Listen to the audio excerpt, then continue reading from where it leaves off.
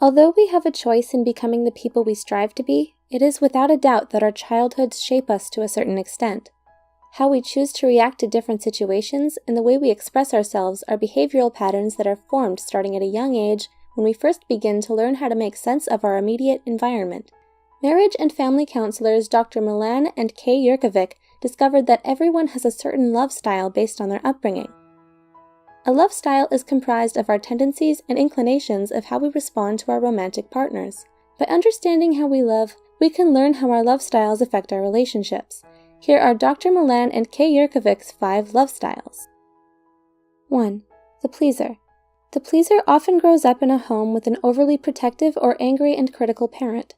As children, pleasers do everything they can to be good and be on their best behavior, so as to not provoke a negative response from their parent. Pleaser children don't receive comfort. Instead, they spend their time and energy giving comfort to their reactive parent. Pleasers are uncomfortable with conflict and deal with disagreements by often giving in or making up for them quickly. They usually have a hard time saying no, and because they want to minimize conflict, they may not be truthful and lie to avoid difficult confrontations. As pleaser children grow into adults, they learn to read the moods of others around them to make sure they can keep everyone happy. However, when pleasers feel stressed or believe that they are continuously letting someone down, they can have a breakdown and flee from relationships. Pleasers often spread themselves thin trying to be everything to everyone when it's not realistic, and instead of forming healthy boundaries for themselves, they focus more on the needs and desires of others. In order for pleasers to cultivate stable relationships, they have to be honest about their own feelings, rather than trying to do what is expected of them. 2. The victim. The victim often grows up in a chaotic home. Victims learn to be compliant in order to survive by putting less attention on themselves so they can stay under the radar.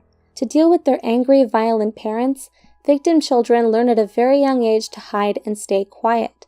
Because being fully present is painful for them, victim children often build an imaginary world in their heads to cope with the dangers they face on a daily basis.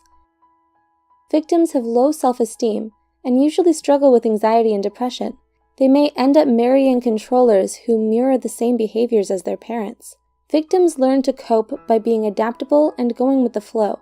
They are so used to chaos and stressful situations that when they do experience calmness, it actually makes them feel uneasy because they anticipate the next blow-up.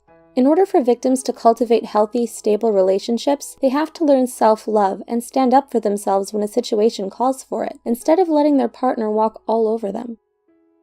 3. The controller. The controller usually grows up in a home where there wasn't a lot of protection, so they learn to toughen up and take care of themselves. They need to feel in control at all times to prevent the vulnerability they experienced in their childhood from being exposed in their adulthood. People with this love style believe that they're in control when they can avoid experiencing negative feelings of fear, humiliation, and helplessness. Controllers, however, don't associate anger as vulnerability, so they use it as a weapon to remain in power. Controllers have rigid tendencies, but may also be sporadic and unpredictable. They don't like stepping out of their comfort zones because it makes them feel weak and unprotected. They prefer to solve problems on their own, and like getting things done in a certain manner. Otherwise, they get angry. In order for controllers to form stable, long-lasting relationships, they need to learn how to let go, trust others, and keep their anger at bay. 4. The vacillator. The vacillator often grows up with an unpredictable parent. As children, vacillators learned that their needs aren't their parents' top priority.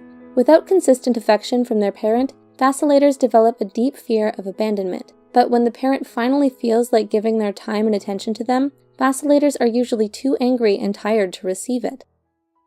As vacillators enter adulthood, they try to find the consistent love they were deprived of as children. Vacillators have a tendency to idealize new relationships, but once they feel let down or disappointed, they grow dejected and doubtful. They often feel misunderstood and experience a lot of internal conflict and emotional stress within their relationships. They can be extremely sensitive and perceptive, which allows them to detect even the slightest change in others and know when people are pulling away. In order for vacillators to cultivate healthy, stable relationships, they need to learn how to pace themselves and get to know someone before committing too soon and getting hurt by their own expectations. 5. The avoider. The avoider often grows up in a less affectionate home that values independence and self-reliance. As children, avoiders learn to take care of themselves starting at a very young age and put their feelings and needs on hold to deal with their anxieties of having little to no comfort from their parents. Avoiders tend to like their space and rely on logic and detachment more than their emotions.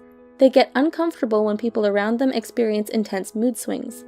In order for avoiders to cultivate healthy, long-lasting relationships, they need to learn how to open up and express their emotions honestly. Which love style do you identify with? Please share your thoughts with us below.